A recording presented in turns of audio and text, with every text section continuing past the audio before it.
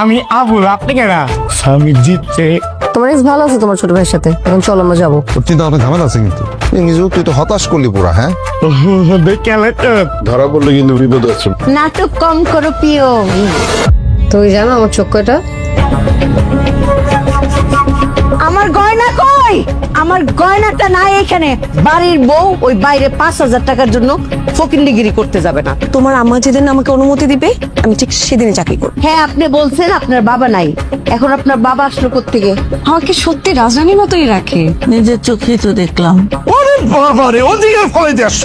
বুকে আসবি, জড়াই দিলি তোকে। একলা জীবন না খুব কষ্টের। দুইটা মানুষ দুই প্রান্তে একলা একলা কান্দে। ওদের যদি মিলমিশ করায় দিতেন। মেহরিন ওই বাড়িতে ভালো নেই, আমার উপর রাগ করার অধিকার তোমার আছে। আমি শুধু এসেছিলাম তোমার চোখের জল মুছে দিতে।